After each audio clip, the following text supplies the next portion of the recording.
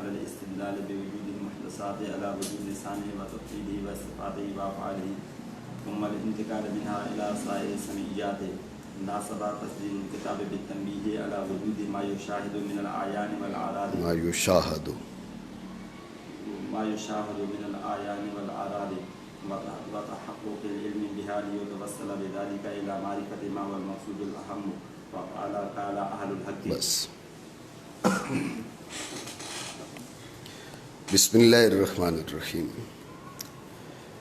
آپ پہلے دیکھیں متن ہے قال اہل الحق حقائق الاشیاء ثابتہ والعلم بها متحقق خلافا للسوفسطائیہ. یہ متن ہے. قال اہل الحق حقائق الاشیاء ثابتۃ والعلم بها متحقق خلافا للسوفسطائیۃ. اہل حق نے کہا کہ اشیاء کے حقائق ثابت ہیں اور ان کے بارے میں ہمارا جو علم ہے وہ متحقق ہے. اس میں کسی کو اختلاف نہیں ہے سوائے فرقہ سوفسطائیہ کے. متن کا خلاصہ مزید بات اس کی مزید وضاحت تب ہوگی جب شرح ہم پڑھیں گے. تو ٹھیک ہو گیا. قال اہل الحق کے حقائق الاشیاء ثابتۃ والعلم بها متحقق خلافا للسوفسطائیۃ کہ اشیاء کے حقائق ثابت ہیں اور ان کے بارے میں جو ہمارا علم ہے وہ متحقق ہے اور اس میں کسی کو خلاف نہیں ہے. خلاف ہے تو فرقہ سوفسطائیہ کو ہے. اتنی بات آپ سمجھے نہیں سمجھے؟ جب یہ بات کی ماتن نے تو اس پر اعتراض ہے. اعتراض یہ کہ یہ کتاب ہے علم کلام میں اور علم کلام میں اہم ترین جو امور ہیں وہ صفات باری عز اسمہ کے ہیں. مباحث توحید، مباحث صفات، یہ اہم ترین امور ہیں. آپ سمجھے بات کو؟ تو اب ہونا یہ چاہیے تھا کہ آپ کیا کرتے، آپ اپنی گفتگو کا آغاز ان مباحث کلامیہ سے کرتے، مباحث توحید و صفات سے کرتے. بات سمجھے نہیں سمجھے؟ ٹھیک ہے. تو یہ آپ قال اہل الحق کے حقائق الاشیاء، یہ تو غیر مقصودی بات ہے. یہ اعتراض نہیں سمجھے؟ یہ اعتراض ہے. اس کا شارح نے جواب دیا لما کانا مبنا علم الکلام الی آخرہ. توجہ رکھیں، بات یہ کہ علم کلام کا جو مبنا ہے، بنیاد ہے، علم کلام کی جو بنیاد ہے وہ کیا ہے؟ الاستدلال بوجود المحدثات علی وجود الثانی و توحیدہ و صفاتہ و افعالہ ثم الانتقال منہا الی سائر السمعیات. علم کلام کا مبنا کیا ہے؟ علم کلام کا مبنا ہے محدثات کے وجود سے محدث ثانی. یہ محدث اور وہ محدث، یہ مصنوع اور وہ ثانی. مصنوعات کے وجود سے ثانی کے وجود، اس کی توحید، اس کی صفات اور اس کے افعال پر استدلال، پھر وہاں سے انتقال دیگر سمیات کی جانب. بات سمجھے؟ تو یہ کیا ہے؟ یہ علم کلام کا مبنا ہے، یہ علم کلام کی بنیاد ہے. کس سے؟ محدثات سے. آج خاص بات ہے یار، دوسری بار چائے لا رہے ہو، پانی پلاؤ. توجہ ہے آپ کی؟ تو اس جو مبنا علم کلام ہے وہ یہ ہے کہ محدثات کے وجود سے ثانی کے وجود پر، اس کی توحید پر، اس کی صفات و افعال پر، پھر وہاں سے باقی سمیات کی جانب جو ہے وہ انتقال ہوگا. توجہ ہے آپ کی؟ تو جب کہ مبنا یہ ہے تو اس لیے پہلے ان محدثات کی بات کریں گے نا. توجہ ہے نہیں ہے؟ یعنی محدثات سے گفتگو ہم شروع کریں گے، محدثات سے استدلال کریں گے ثانی کے وجود پر. بات ہے ہی ذہن میں؟ تو حقائق الاشیاء یہ وہی محدثات سے بات ہے. بات نہیں سمجھے؟ دوبارہ سمجھے. خلاصہ اعتراض اور خلاصہ جواب. خلاصہ اعتراض یہ کہ علم کلام ہے تو یہاں پر مباحث توحید و صفات کو لانا چاہیے تھا، نہ کہ قال اہل الحق حقائق الاشیاء ثابتہ والعلم بها متحقق خلافا للسوفسطائیہ. یہ تو نہ توحید کی بات ہے نہ صفات باری عز اسمہ کی بات ہے. اعتراض سمجھے؟ تو اس کا شارح نے جواب دیا. حاصل گفتگو یہ ہے کہ علم کلام کا جو مبنا ہے وہ کیا ہے؟ کہ محدثات سے استدلال ثانی کے وجود توحید صفات افعال پر، پھر وہاں سے انتقال الی سائر السمعیات۔ جب مبنا یہ ہے اس لیے پھر کیا ہونا چاہیے تھا، پہلے بنیادیں ذکر ہوتی ہیں نا جی، ایسے نہیں ہے، پہلے بنیادیں ہی آتی ہیں۔ تو اب مبنا یہ ہے کہ الاستدلال بوجود المحدثات علی وجود الثانی و توحیدی و صفاتی و فعلی، ٹھیک ہے، اس لیے محدثات کو پہلے ذکر کیا اور کہا کہ حقائق الاشیاء ثابتۃ والعلم بها متحقق الی آخرہ۔ بات ہے ذہن میں نہیں ہے، ٹھیک ہو گیا، مانا کریں۔ پھر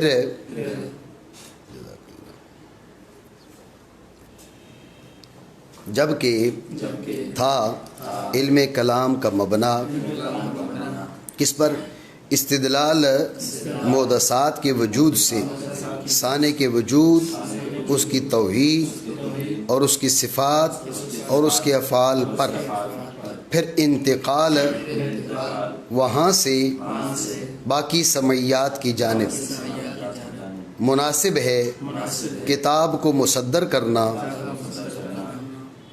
ساتھ تنبیہ کے اوپر ان چیزوں کے وجود کے جو مشاہد ہیں آیان و آراز سے اور ان کے علم کے تحقق کے، تاکہ رسائی حاصل ہو، تاکہ پہنچا جا سکے اس کے ذریعے طرف اس امر کی معرفت کے جو مقصود اہم ہے۔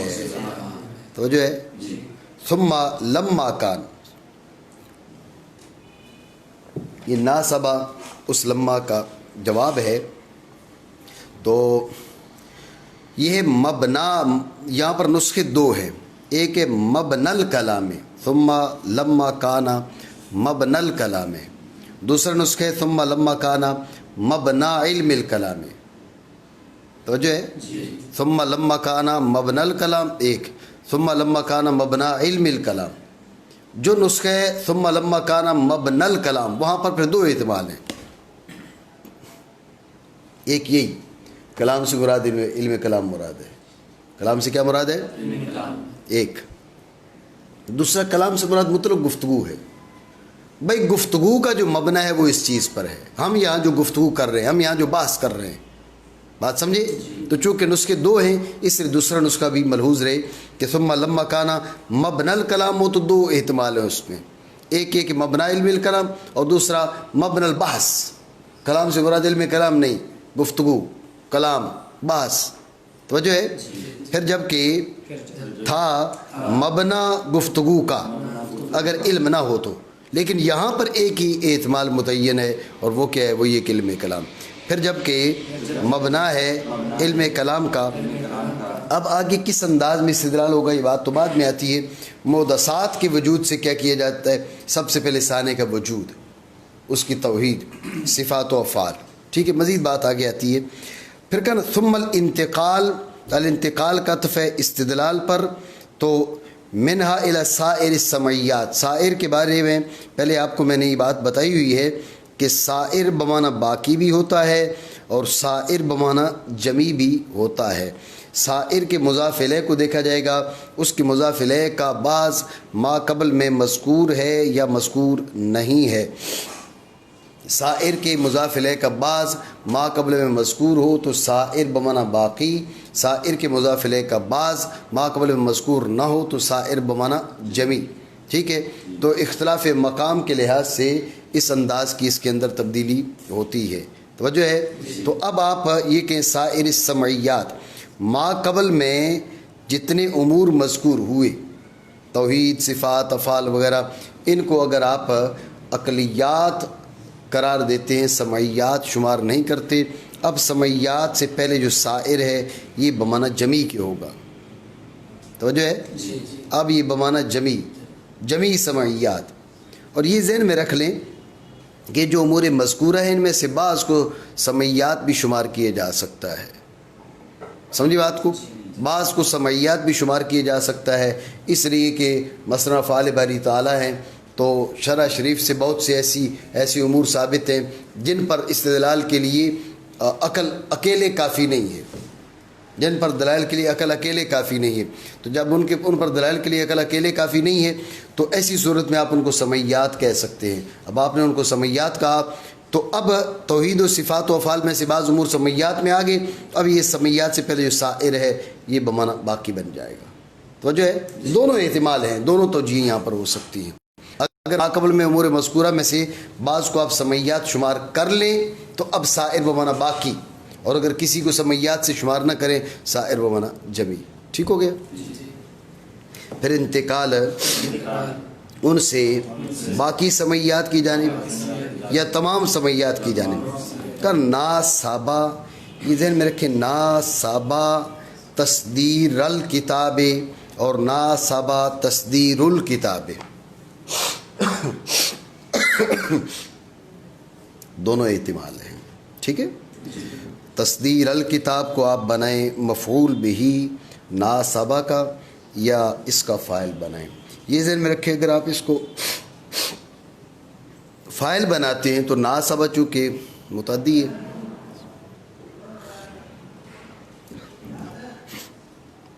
ناصابہ چونکہ متعدی ہے تو اب اگر آپ تصدیر کو اس کا فاعل بناتے ہیں تو اب اس کا مفعول یہاں مذکور نہیں ہوگا، اس لیے آپ کو ناصابہ بمانا حسنہ کرنا پڑے گا، متعدی کو لازم کے معنی میں کرنا پڑے گا. توجہ ہے؟ ناصابہ بمانا حسنہ، حسنہ تصدیر الکتاب. توجہ ہے؟ یہ اگر آپ اگر تصدیر کو اس کا فاعل بنائیں تو ناصابہ بمانا حسنہ ہو گیا، اور اگر ناصابہ کو آپ اپنے معنی میں رکھیں تو اب چونکہ یہ متعدی ہے تو لہٰذا اس کا مفعول تو ہو گیا تصدیر الکتاب. جی اس کا مفعول ہو گیا تصدیر الکتاب. فاعل کیا ہے؟ ذہن میں رکھیں ما قبل میں کوئی ایسا امر نہیں ہے کہ جو صراحتاً اس کا فاعل بنے، اس لیے یہاں پر جو ہے وہ ما قبل کلام سے مفہوم ہونے والا کون و مبنا علم الکلام علی الاستدلال ثم الانتقال، ناصبہ کون و مبنا علم الکلام علی الاستدلال ثم الانتقال، ناصبہ ذالک الکون التصدیر. نہیں سمجھ رہے بات کو؟ ٹھیک ہے؟ تو اب وہ جو فہوہ کلام سے جو چیز مفہوم ہو رہی ہے وہ اس کا فاعل بنے گی.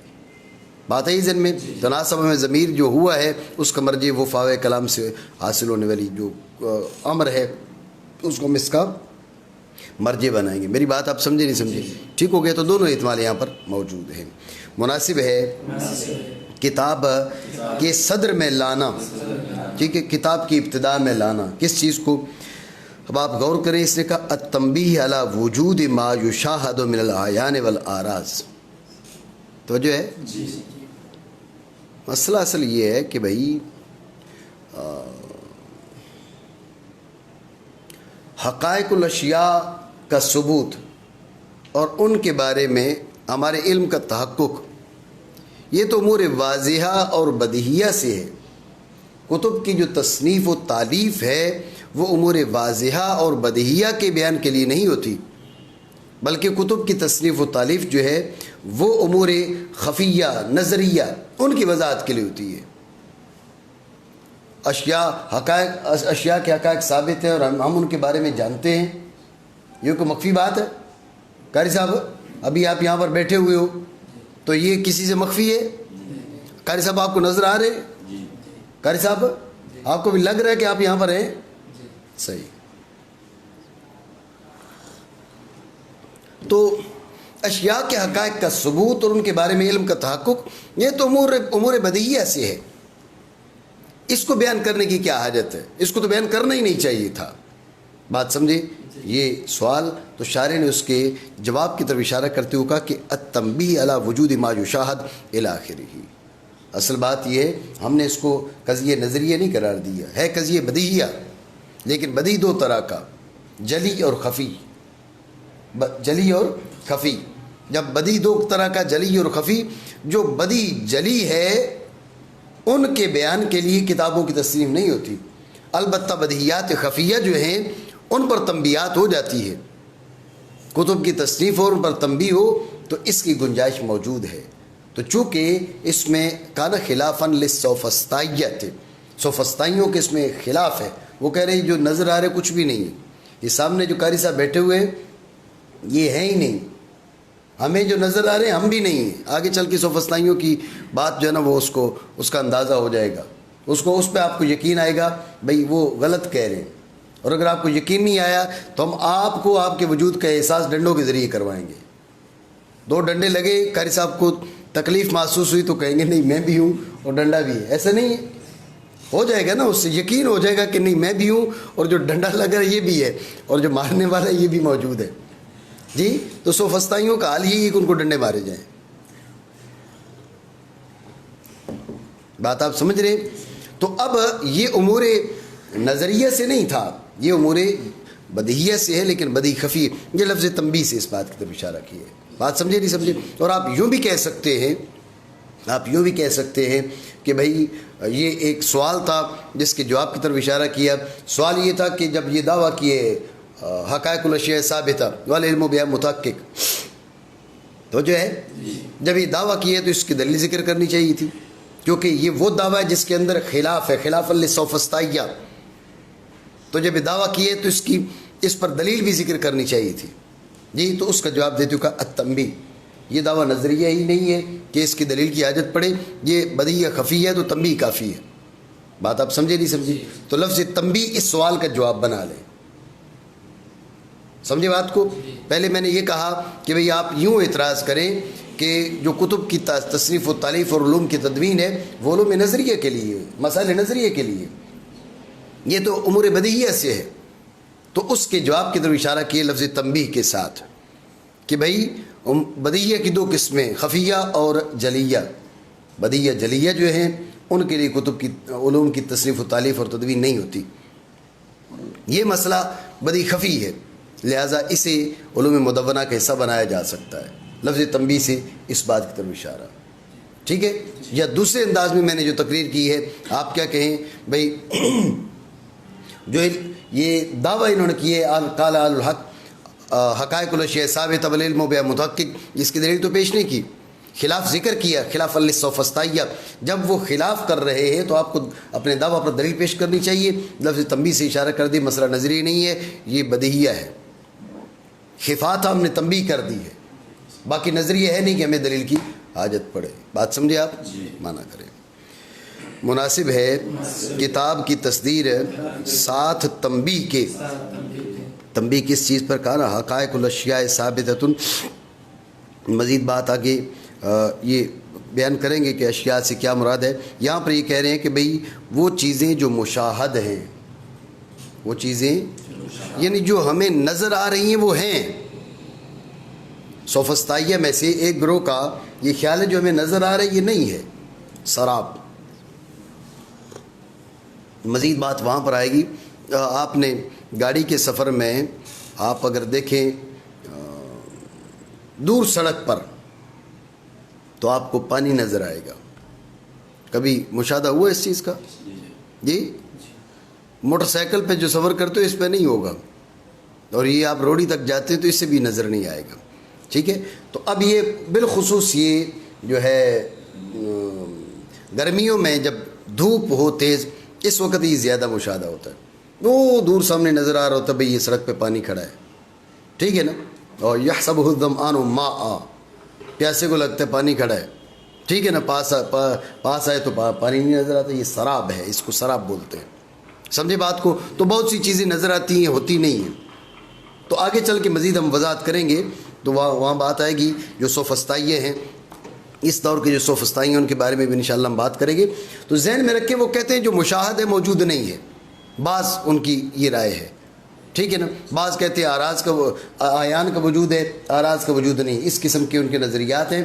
تو شارح نے اس لیے کہا کہ علی وجود ما یشاہد من الآیان والآراز. جو کہتے ہیں موجود ہی نہیں مشاہدات ان کا بھی رد ہے. جو کہتے ہیں آیان موجود ہیں آراز نہیں ان کا بھی رد ہے. اچھا کچھ کہتے ہیں صحیح لیکن ہمیں ان کے بارے میں معلومات نہیں. ٹھیک ہے نا؟ ہمیں ان کے بارے میں معلومات نہیں ہے، اس طرح کہ علم تمہارے نظریات کا تابع ہے، افکار کا تابع ہے. اس قسم کی باتیں کی جاتی ہیں. آگے چل کے ہم گفتگو کریں گے ان کے مذاہب پر. بات ہے ہی ذہن میں.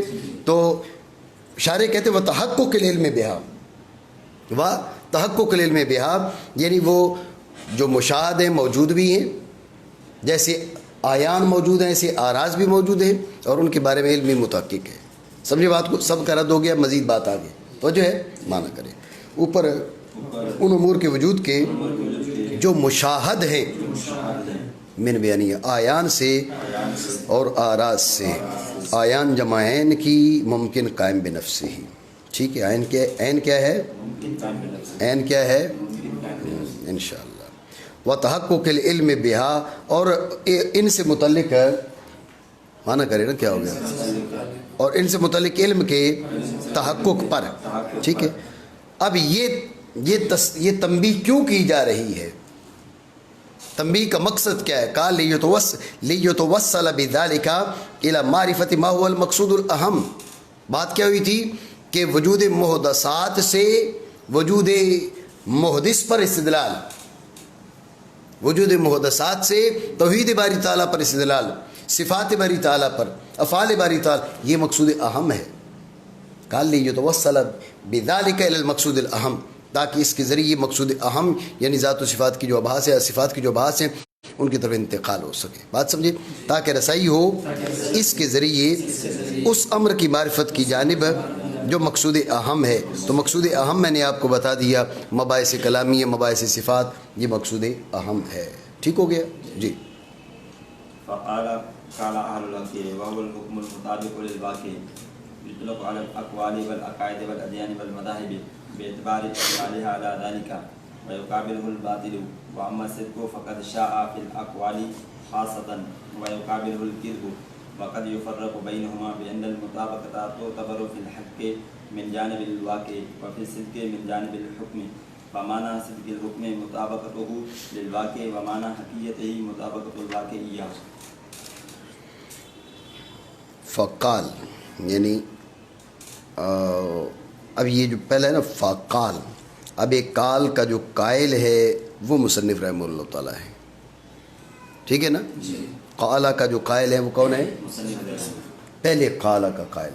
दूसरे काला का जो कायल है वो आले हक़ है। दूसरे काला का जो कायल है वो कौन है? वही जहाँ पर दूसरे काला का कायल जो है वो तो मज़कूर है सराहतन, बात है ही ज़हन में। तो आले हक़ से कौन मुराद है जी? हाँ, अपनी बात करोगे ना, सही है।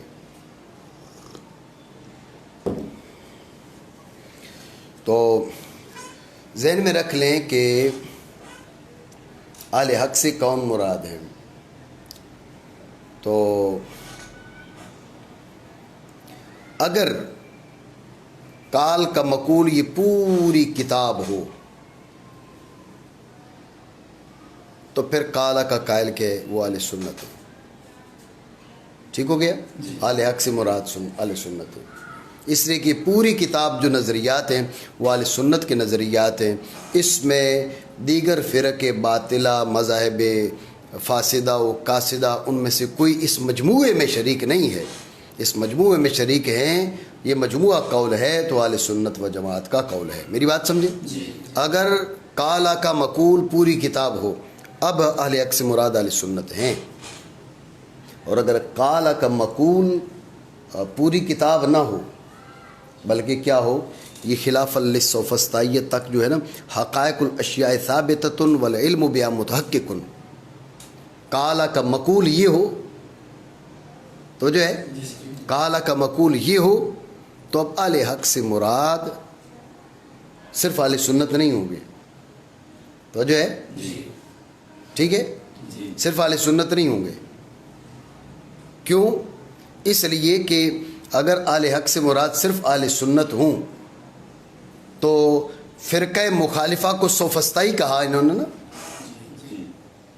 तो अहले इस मसला में कहा कि अहले हक़ की ये बात है, अहले सुन्नत ये कहते हैं, इसमें ख़िलाफ़ करते हैं फ़लाँ लोग, तो जो है तो अब ये वाम होता है शायद बाकी सबको सोफ़स्ताई कहा जा रहा है।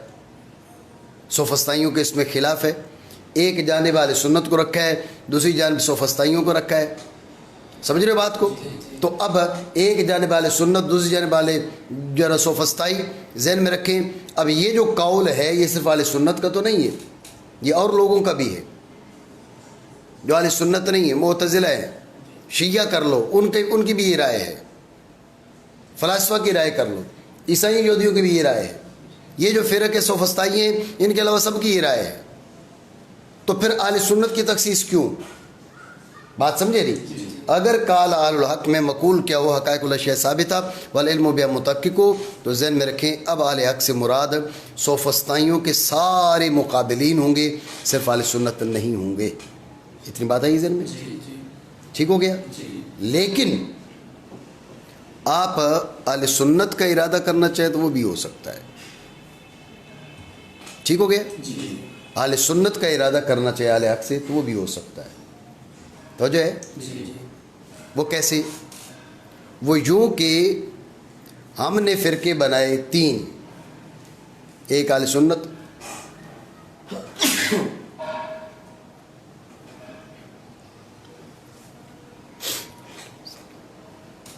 تو جو ہے ہم نے گروپ بنائے 3، ایک اہل سنت، ایک سوفسطائی، ٹھیک ہے، اور تیسرا ان دونوں کے ما سوا. ٹھیک ہے، ایک اہل سنت، ایک سوفسطائی، اور تیسرا ان کے ما سوا. تو جو ہے ہم نے کہا یہ اہل سنت کی یہ رائے ہے، ان کا خلاف ہے. ٹھیک ہو گیا. اب اس پہ سوال ہوگا کہ یہ لوگ جو آپ نے الگ کیے ہیں یہ تو ان کے موافق ہے نا، تو آپ ان کو کیوں خارج کر رہے ہیں یہاں سے؟ اہل حق آپ نے کہا ہے نا، اہل سنت کو مخالف ان کو قرار دیا ہے، تو ان کی مخالفت میں وہ بھی اہل حق ہیں، آپ ان کو کیوں نکال رہے ہیں؟ سوال بنا نہ بنا؟ اسی وجہ سے ہم نے پچھلا جو جواب ہے اس میں کہا اہل سنت مراد نہیں ہے، سارے کے سارے مراد ہیں. ابھی ہم نے اہل سنت مراد لے لیا، اعتراض ہو گیا کہ یہ بھی ان کے مقابلے میں ہیں، تو ان کو آپ مراد کیوں نہیں لے رہے؟ تو جو ہے تو اس کا ہم نے جواب دیں گے بھئی وہ اہل بدعت ہے. اہل بدعت کی موافقت اور عدم موافقت کا کوئی دخل نہیں ہے. جو چونکہ اہل بدعت ہے اس لیے وہ موافق ہیں ان کے ساتھ اس مسئلہ میں، لیکن اہل بدعت کی موافقت معتبر نہیں ہے، اس لیے ہم نے کہا ان کو چھوڑ دیں. ہم نظریات اہل سنت بیان کر رہے ہیں، تم کہو گے کہ وہ لوگ بھی یہ نظریے رکھتے ہیں، وہ لوگ یہ نظریے رکھیں نہ رکھیں. بات یہ کہ ہم نے بات کرنی اہل حق کی، اہل حق اہل سنت ہے. اس مسئلے میں ہزاروں اور بھی فرقے ان کی موافق ہیں، لیکن اہل بدعت ہیں. وہ جب اہل بدعت ہیں ان کی موافقت کا ہمیں اعتبار نہیں ہے، بھلے موافق ہو. نہیں سمجھو بات کو؟ ٹھیک ہو گیا. خلاصہ گفتگو دوبارہ سمجھو. اہل حق میں حق کے معنی کیا ہیں وہ تو شارح گفتگو کر رہے ہیں.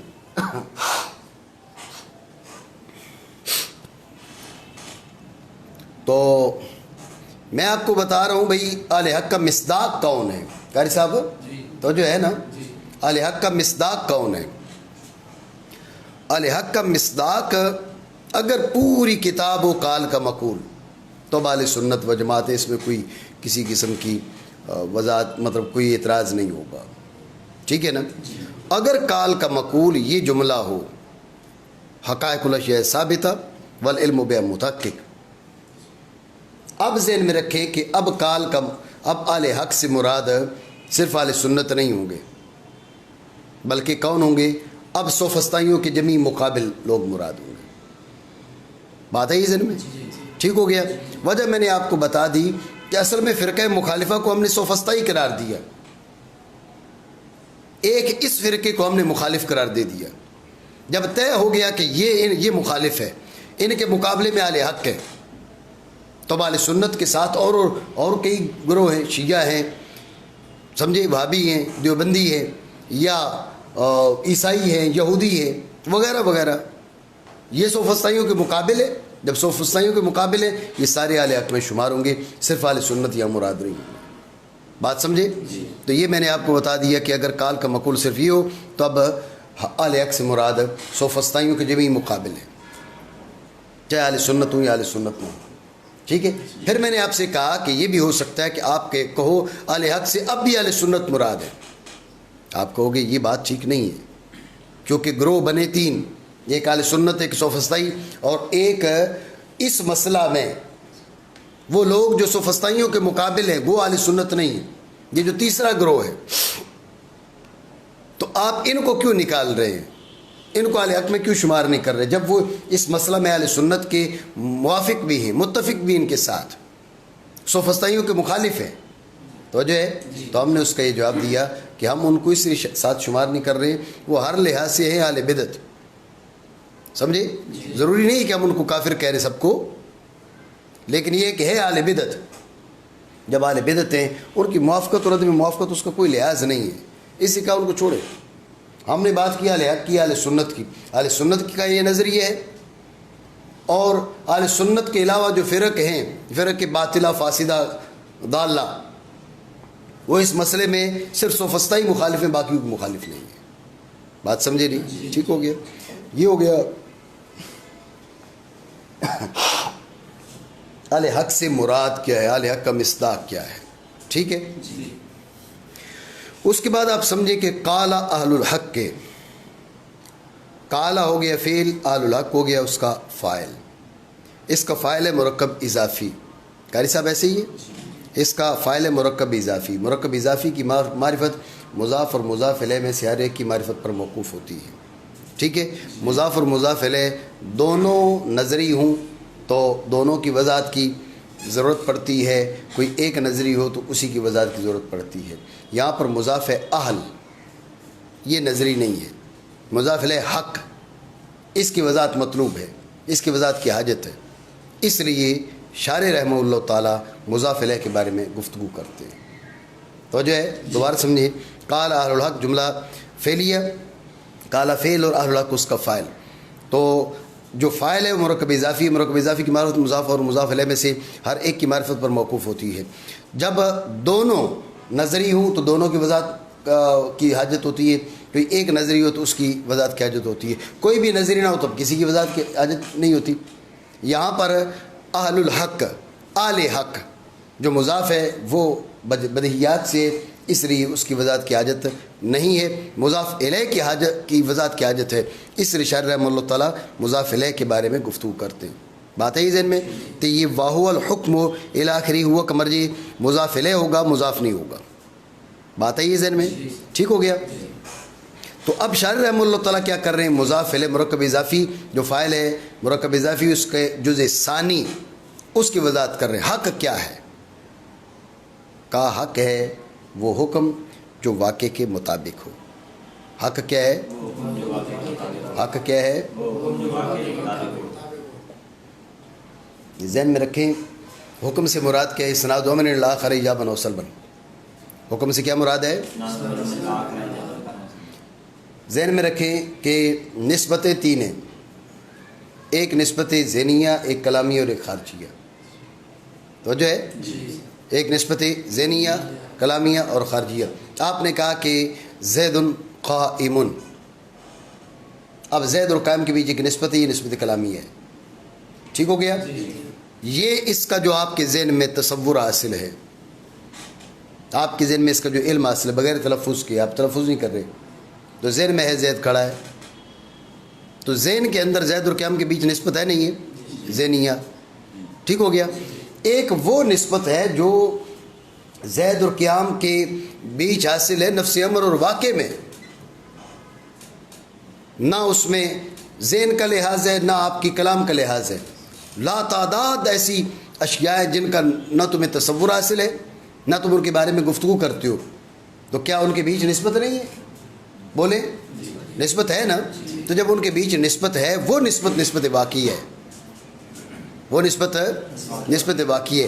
مصنف شارح رحمہ اللہ تعالیٰ نے کہا وَهُوَ الْحُكْمُ، لفظ حکم بول کر یہ نسبت کلامی اور نسبت ذہنیہ، نسبت کلامی اور نسبت ذہنیہ دونوں کو یہ شامل ہو سکتا ہے لفظ حکم، کیونکہ میں نے آپ کو بتایا کہ حکم کے معنی کہ اسناد و امر الی آخر ایجابا کان و سلبا، کیا؟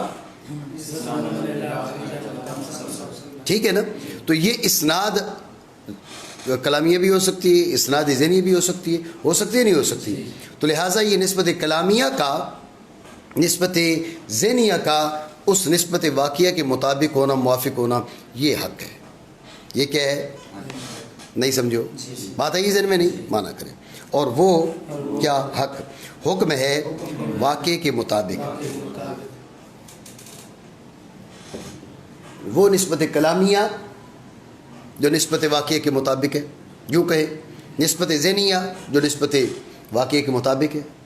نہیں سمجھے؟ تو یوں بھی کہہ سکتے ہیں. اور انہوں نے جو الفاظ استعمال کیے یہ ان میں اختصار بھی اور جامعیت بھی ہے. توجہ ہے؟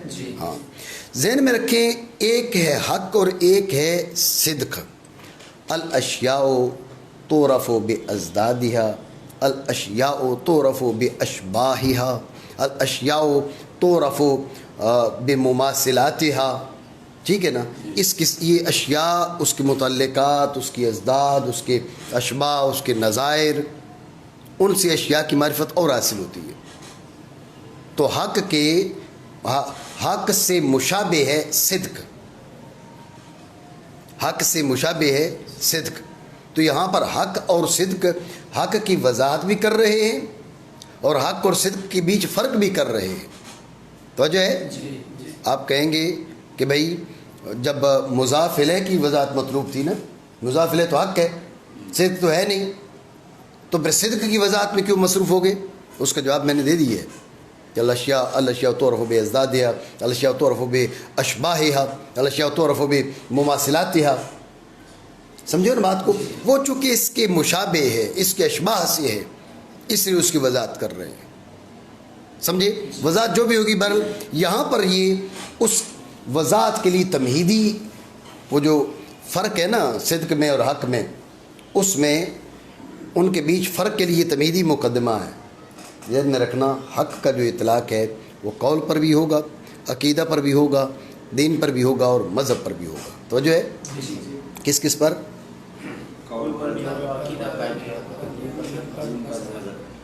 ٹھیک ہے. جو حق ہے اس کا اطلاق کس کس پر کیا جاتا ہے؟ قول پر, قول حق, عقیدہ حق کا, دین حق, مذہب حق. تو جو ہے نہیں ہے یہ اصل میں یہ جو جملے ہیں یہ حق میں اور صدق میں فرق کی طرف اشارہ کرنے کے لیے آگے چل کے بات آ رہی ہے. ٹھیک ہے, مانا کریں اطلاق کیا جاتا ہے کون؟ حق اقوال پر کیا کہا جائے گا؟ قول حق. عقائد پر, ٹھیک ہے نا, عقیدہ حق کا. ٹھیک ہو گیا. اور ادیان پر اور مذاہب پر. توجہ ہے؟ ہاں توجہ رکھیں, ادیان جمع دین کی, مذاہب جمع مذہب کی. دین قضایا کے اس مجموعہ کا نام ہے جو اس شخصیت سے ماخوذ ہو جو تبلیغ من اللہ کا مدعی ہو. توجہ ہے؟ دین قضایا کے اس مجموعے کا نام ہے, دین قضایا کے اس مجموعے کا نام ہے کہ جو اس شخصیت سے ماخوذ ہوں جو تبلیغ من اللہ کا مدعی ہے. جو بات سمجھے نہیں سمجھے؟ ٹھیک ہو گیا. قضایا کا وہ مجموعہ جو اس شخصیت سے ماخوذ ہو جو تبلیغ من اللہ کا مدعی ہے, یہ کہلائے گا دین. تو جو ہے آگے وہ سچ ہے یا جھوٹ ہے, وہ اس نے تبلیغ من اللہ کا دعویٰ کیا, آگے وہ اس کو سچا قرار دے رہے, وہ اپنے دعوے میں سچا ہے یا جھوٹا ہے, یہ بات اپنی جگہ پر ہے. لیکن کیا ہے؟ قضایا کا وہ مجموعہ کہ جو اس شخصیت سے ماخوذ ہو جو تبلیغ من اللہ کا مدعی ہے, اپنے دعوے میں سچا ہے جھوٹا ہے, بہرحال یہ دین کہلائے گا. سمجھے بات کو؟ مذہب کیا ہے کہ قضایا کا وہ مجموعہ جو اس شخصیت سے ماخوذ ہو جو ان کے جو نا اثبات بالاستدلال کا مدعی ہو, جو اثبات بالاستدلال کا مدعی ہو. تو اب وہ تبلیغ من اللہ کا مدعی نہیں ہے, اثبات بالاستدلال کا مدعی ہے. یہ شخص اس شخصیت سے جو قضایا کا مجموعہ ماخوذ ہوگا یہ مذہب کہلائے گا. بات سمجھے نہیں؟ یہ دین اور مذہب کے بیچ فرق ہے. ٹھیک ہے. دین قضایا کے اس مجموعہ کا نام ہے جو اس شخصیت سے ماخوذ ہیں جو تبلیغ من اللہ کا مدعی ہے, اور مذہب قضایا کے اس مجموعہ کا نام ہے جو اس شخصیت سے ماخوذ ہیں جو اثبات بالاستدلال کا مدعی ہے, تبلیغ من اللہ کا مدعی نہیں ہے. بات سمجھے نہیں سمجھے؟ یہ دین اور مذہب کے بیچ اس انداز میں بھی فرق کیا جاتا ہے. توجہ ہے آپ کی؟ دین اور مذہب کے بیچ یوں بھی فرق کیا جاتا ہے کہ دین اہم ہے اور مذہب اخص ہے. دین مثلا اسلام ہے، ٹھیک ہو گیا جی؟ مذہب کیا ہے؟ سنی مذہب، شیعہ مذہب، ٹھیک ہو گیا؟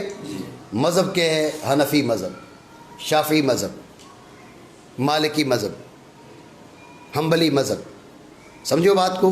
تو دین عام ہے اور جو مذہب ہے وہ اخص ہے۔ دین میں دین کا اطلاق عام ہے، دین میں عموم ہے اور مذہب میں خصوص ہے۔ اب بات سمجھے نہیں سمجھے؟ ٹھیک ہو گیا؟ دین اور مذہب میں یوں بھی فرق کیا جاتا ہے، دین اور مذہب میں یوں بھی فرق کیا جاتا ہے کہ دین کیا ہے؟ دین ہے دستور ثابت فی نفس الامر فی الکتاب والسنہ۔ دین اسلام کی بات کریں، دین کیا ہے؟ وہ دستور ہے جو مبین فی الکتاب والسنہ ہے، قضائے حقیقیہ واقعیہ ثابتہ فی نفس الامر، یہ ہے دین۔ تو جو ہے مذہب کے مذہب یہ ہے کہ اہل علم کی ان کے بارے میں رائے، سمجھ رہے ہو؟ اہل علم کی ان کے بارے میں رائے، ٹھیک ہے؟ دین باطل تو سارا سلسلہ باطل، ٹھیک ہو گیا؟ مذہب باطل تو سارا سلسلہ باطل ہونا ضروری نہیں ہے، ایک کا مذہب باطل ہے اسی دین کے تابع جو دوسرا مذہب ٹھیک ہو سکتا ہے، بات سمجھے؟ تو اہل مذہب کی جو افکار و نظریات ہیں، ان کی آراء جو ہیں، ان کا جو فہم ہے، یہ مذہب ہے، بات سمجھے نہیں؟ اس میں خطا ہوتی ہے، باقی جو دستور ثابت فی الکتاب والسنہ ہے اس میں کسی طرح کی کوئی خطا نہیں ہے، بات ہے ذہن میں؟ اس میں خطا ہوتی ہے، اس سے عالم رجوع بھی کر لیتا ہے، مجتہد رجوع بھی کر لیتا ہے، بات ہے ذہن میں؟ جیسے ایک شے ہے واقع میں موجود، دوسرا اس کی صورت حاصلہ فی الذہن، تو جو ہے تو شے نفسی امری اور صورت حاصلہ جو فرق ان میں ہے نا، یہ فرق ہے دین میں اور مذہب میں، بات سمجھے نہیں؟ تو وہ ایک حقیقت ثابتہ ہے، وہاں پر موجود ہے انسان، آپ کے ذہن میں اگر اس کا تصور آیا جانور والا تو یہ آپ کی غلطی ہے، وہاں پر وہ انسان ہی ہے، بات اب سمجھ رہے ہیں؟ تو اب اگر جو حقائق ثابتہ امور ثابتہ فی الکتاب والسنہ ہیں ان کو سمجھنے میں کسی سے غلطی ہوئی تو یہ سمجھنے والے کی غلطی ہے، صاحب مذہب کی غلطی ہے، دین کی کوئی غلطی نہیں ہے، بات ہے ہی ذہن میں؟ یہ میں نے آپ کو اس لیے بتایا کہ کیونکہ دین اور مذہب کے بیچ فرق ہے، فرق کیا جاتا ہے اور جا بجا آتا بھی نہیں ہے، تو یہ آپ ذہن میں رکھ لیں نا۔ تو ایک آپ یہ ذہن میں رکھ لیں کہ دین اور مذہب کے بیچ یوں بھی فرق کیا جاتا ہے کہ قضایا کا وہ مجموعہ جو اس شخص سے ماخوذ ہو جو تبلیغ عن اللہ کا مدعی ہو، سواء ان کا صادقاً و کاذباً، ٹھیک ہے؟ اور مذہب کے قضایا کا وہ مجموعہ جو اس شخص سے ماخوذ ہو جو اس بات بالاستدلال کا مدعی ہو، سمجھے؟ یہ مذہب ہے۔ اور دین کا اطلاق جو ہے وہ مذہب سے عام ہے، مذہب مثلا دین مثلا اسلام، مذہب کیا ہے؟ مذہب ہے سنی شیعہ، سمجھے بات کو؟ اور مذہب کیا ہے؟ مذہب حنفی مالکی شافعی حنبلی، بات ہے ہی ذہن میں؟ یہ کیا ہو گیا؟ یہ دین اور مذہب میں یوں بھی فرق ہے۔ اور دین کیا ہے؟ دین وہ مثلا دین اسلام کو آپ لیں تو وہ دستور الہی ثابت فی الکتاب والسنہ، وہ قضائے حقیقیہ واقعیہ ثابتہ فی نفس الامر، ٹھیک ہے نا؟ یہ ہے دین۔ اور ان کے بارے میں اہل علم کی جو رائے ہے، یہ جو رائے ہے یہ مذہب ہے، سمجھے بات کو؟ اس میں نے آپ کو کہا کہ جیسے ایک شے کا وجود حقیقی ہے اور دوسرا اس کا شے کا وجود ذہنی ہے، تو شے کے وجود حقیقی اور وجود ذہنی میں جو فرق ہے وہ فرق آپ سمجھیں دین میں اور مذہب میں۔ مذہب آپ کا اس کے بارے میں تصور ہے، مذہب آپ کے اس کے بارے میں افکار ہے، آپ کو اس کے بارے میں فہم ہے، سمجھے بات کو؟ تو ذہن میں رکھیں کہ مذہب میں اگر خلل آ جائے تو اس سے دین میں خلل لازم نہیں ہے، ہماری افکار و نظریات میں ہمارے فہم میں اگر خلل آ جائے تو اسے دین اسلامی میں خلل لازم نہیں ہے، بات آپ سمجھے نہیں سمجھی؟ تو یہ بات ذہن میں رکھیں۔ ابھی بہت سی باتیں مثال کے طور پہ سائنس کے ذریعے اور فلاں کے ذریعے یہ ایسے ویسے وغیرہ وغیرہ، تو یہ اگر کوئی اعتراض بنتا ہے تو ہمارے فہم پر اعتراض بنتا ہے، دین اسلام پر کوئی اعتراض نہیں ہے، ٹھیک ہے؟ دین اسلام پر کوئی اعتراض نہیں ہے۔ ہمارے فہم پر اعتراض ہو سکتا ہے، ہماری فکر پر، ہماری رائے پر اعتراض ہو سکتا ہے، دین اسلام پر کسی طرح کا کوئی اعتراض نہیں ہے۔ میری بات آپ سمجھے نہیں سمجھے؟ ٹھیک ہے، مانا کریں۔ اطلاق کیا جاتا ہے اقوال پر اور عقائد پر۔ ہاں، تو عقائد جو ہے جمع عقیدہ کی، عقیدہ وہ قضیہ ہے کہ جس کا عالم اس کا اعتقاد کرے اور یہ سمجھے کہ اس کا انکار گناہ ہے۔ ٹھیک ہے، وہ عقیدہ وہ قضیہ ہے کہ جس کا عالم اس کا اعتقاد بالقلب کرے اور یہ سمجھے کہ اس کا انکار گناہ ہے۔ وہ قضیہ کہ جس کا عالم اس کا اعتقاد بالقلب کرے، القضیۃ التی عالمها یعقدها بقلبہ ویظن ان انکارها اثم۔ ٹھیک ہے، یہ ان منکرها آثم۔ بات ہے یہ ذہن میں کہ وہ قضیہ کہ جس کا عالم اس کے بارے میں اعتقاد بالقلب کرے اور یہ سمجھے، یہ گمان کرے کہ اگر اس کا انکار کیا جائے تو یہ گناہ ہے، یہ عقیدہ بنے گا۔ توجہ ہے؟ اب اگر وہ یہ گمان نہیں کرتا، اس کے انکار کو گناہ نہیں سمجھتا، عقیدہ نہیں بنے گا۔ یہ تو آپ یہاں پر بیٹھے ہوئے ہو، مجھے اعتقاد اس کا حاصل ہے، اعتقاد قلبی حاصل ہے، لیکن میرا ذہن میں یہ نہیں ہے کہ میں اگر آپ کو یہاں بیٹھا ہوں نہ مانوں تو اس انکار سے جو ہے وہ میں گناہ گار ہو جاؤں گا۔ سمجھے بات کو؟ تو اس کا انکار جب وہ یہ اعتقاد کرتا ہے نا، ساتھ اعتقاد یہ بھی ہے کہ اگر اس کا میں نے انکار کیا تو یہ گناہ ہے، اب یہ عقیدہ بنتا ہے۔ بات سمجھے نہیں؟ مانا کریں۔ اطلاق کیا جاتا ہے اقوال پر، عقائد پر، ادیان پر اور مذاہب پر۔ ٹھیک ہے نا؟ اب سوال یہ ہے کہ حق کیا ہے؟ حق اس حکم کا نام ہے جو واقعی کے مطابق ہے۔ حق اس حکم کا نام ہے، تو جو ہے حکم مخصوص کا نام ہے۔ آسان لفظوں میں کہو، حق کیا ہے؟ حکم مخصوص کا نام ہے۔ جب حق حکم مخصوص کا نام ہے تو عقیدہ تو ایک قضیہ ہے، قول ایک قضیہ ہے، دین قضایا کا مجموعہ ہے، مذہب قضایا کا مجموعہ ہے، ایسا ہے نہیں ہے؟ تو پھر جب یہ قضایا کا حق ہے حکم مخصوص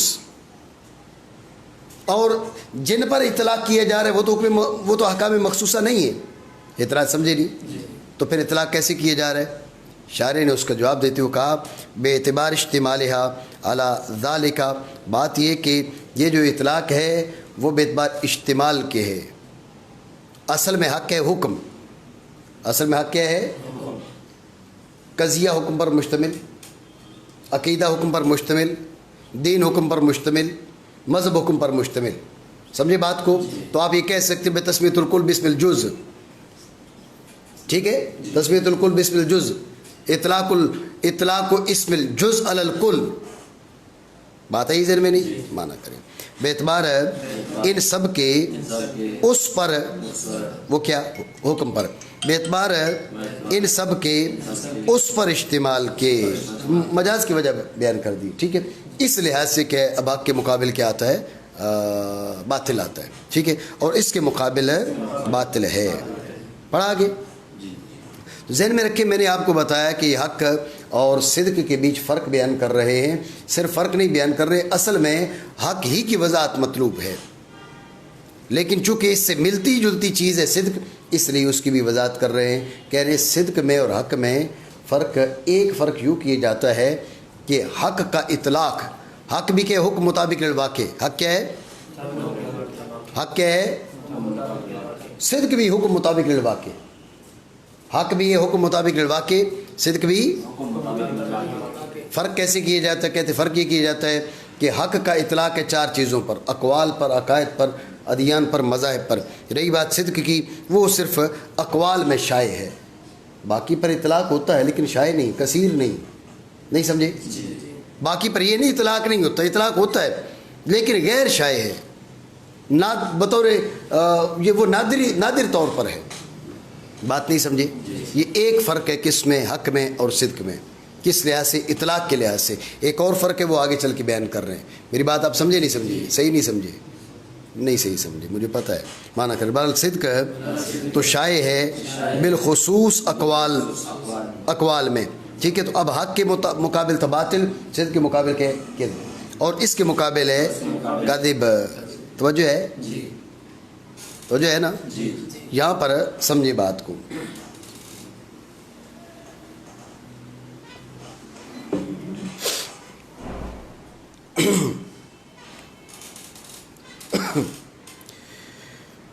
شارح نے کہا وَهُوَ الْحُكْمُ الْمُطَابِقُ لِلْوَاقِعِ. کیا بعض اہل علم نے کہا, بعض اہل علم کون ہیں, خود علامہ تفتزانی رحمہ اللہ تعالیٰ کے شاگرد ہیں, انہوں نے کہا الحکم المطابق کے بجائے پڑھا جائے الحکم المطابق للواقع. کیا کیا توجہ ہے, الحکم المطابق للواقع. یہاں پر جو مطابق ہے وہ با کے فتح کے ساتھ ہے, با کے کسرہ کے ساتھ مطابق نہیں ہے. توجہ ہے. آگے چل کے اس کی وضاحت بھی ہو جائے گی کہ مطابقت کا لحاظ حکم کی جانب سے ہو تو صدق, واقع کی جانب سے ہو تو جو ہے واقع کی جانب سے ہو تو مطابق ہے, واقع حکم ہے مطابق, یہ حق ہے.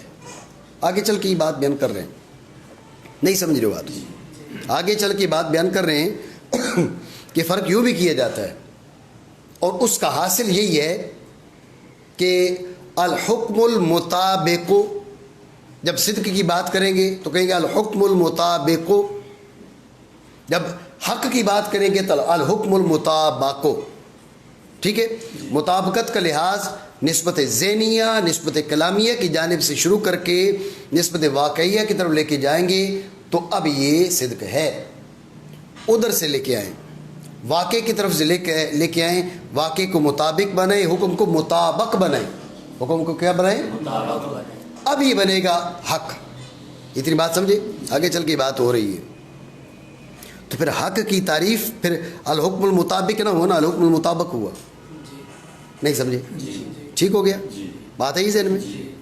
تو یہ الحکم المطابق نہ پڑھے, الحکم المطابق پڑھے. یہ بعض حضرات نے, بعض علماء نے, علامہ تفتزانی کے جو شاگرد ہیں انہوں نے یہاں پر یہ اس کہا کہ مطابق پڑھے, مطابق نہ پڑھے. بات ہے ذہن میں, ٹھیک ہو گیا. لیکن ذہن میں رکھنا یہ اپنی جگہ پر بات ٹھیک ہے, اس مقام پہ یہ ٹھیک نہیں ہے. سمجھے ہو, اس مقام پہ یہ ٹھیک نہیں ہے. اس مقام پہ کیوں ٹھیک نہیں ہے؟ اس لیے کہ یہ جو گفتگو ہے نا, اب دیکھیں نا, وقد یفرق, یہ جس فرق کی ابھی میں نے بیان کی ہے نا, یہ وقد یفرق سے اس کو شروع کر رہے ہیں.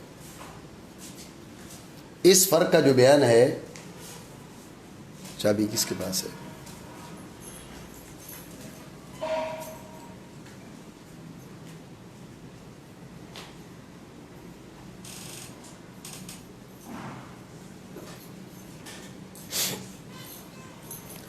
تو اس فرق کا جو بیان وقد یفرق سے اس فرق کی طرف کا بیان ہو رہا ہے.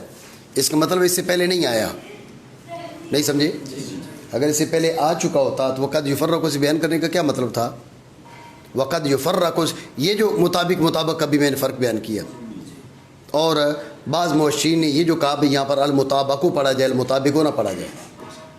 تو اگر المطابق پڑھا جائے تو فرق تو آ گیا. تو جو ہے فرق تو آ گیا. جب فرق آ گیا تو اب وقد یفرق تو کہہ رہے کہ فرق اب ہم بتانے جا رہے ہیں. تو وقد یفرق یہ کہہ رہے کہ فرق اب بتانے جا رہے ہیں. اس کا مطلب اس سے پہلے یہ فرق نہیں آیا. جب پہلے فرق نہیں آیا تو اب یہ مطابق والا بات نہیں, یہ مطابق ہی پڑھیں گے. نہیں سمجھو میری بات, ٹھیک ہو گیا. تو یہ بات اپنی جگہ پر ٹھیک ہے, انہوں نے جو کہا وہ صحیح ہے. حکم مطابق صدق, حکم مطابق حق. سمجھے بات کو؟ یہ بات ٹھیک ہے, لیکن اس مقام پہ صحیح نہیں ہے, یہاں ٹھیک نہیں ہے. اس لیے کہ وقد یفرق سے آگے چل کے خود وضاحت کر رہے ہیں. قد یفرق کو بتا رہا ہے کہ یہ فرق یہاں سے بیان کر رہے ہیں. اس سے پہلے اس کا فرق, یہ فرق ہم نے بیان نہیں کیا. جب پہلے فرق بیان نہیں کیا, اب المطابق آپ پڑھیں گے تو فرق تو آ گیا. تو تو اس لیے وقت یفرق اس سے انکاری ہے. میری بات آپ سمجھے؟ ٹھیک ہو گیا. آگے پڑھی ہوئی بات جی. تو ذہن میں رکھیں اب یہ ہو گیا حق میں اور صدق میں ایک فرق. کیا؟ بیعتبار اطلاق کے. بیعتبار اور یوں بھی کہہ سکتے ہیں کہ دو فرق ہو گئے، بیعتبار اطلاق کے اور بیعتبار مقابل کے. بیعتبار اطلاق کے اور بیعتبار مقابل کے. بیعتبار اطلاق کے جو صدق ہے، جو حق ہے، اس کا اطلاق امور اربع پر ہے، اور صدق ہے اس کا اطلاق شائع صرف اقوال پر ہے. حق کا مقابل باطل ہے، صدق کا مقابل کذب ہے. توجہ ہے؟ تو دو فروق ہو گئے. کا وقت یہ فرق ایک اور فرق بھی ہے. توجہ ہے؟ ایک اور فرق بھی ہے. اس فرق کا خلاصہ ابھی میری گفتگو میں آ چکا، میں دوبارہ دہراتا ہوں. اصل میں نسبتیں تین ہیں: کلامیہ، ذہنیہ اور واقعیہ. کلامیہ، ذہنیہ اور واقعیہ. صدق اور حق میں اتحاد ذاتی ہے، فرق اعتباری ہے. ٹھیک ہے. بات یہ کہ یہ نسبت کلامیہ، نسبت ذہنیہ اور نسبت واقعیہ، نسبت کلامیہ، نسبت ذہنیہ اور نسبت واقعیہ. ذہن میں رکھیں کہ جب یہ مطابق ہوگی اس کی، روکیں ایک منٹ.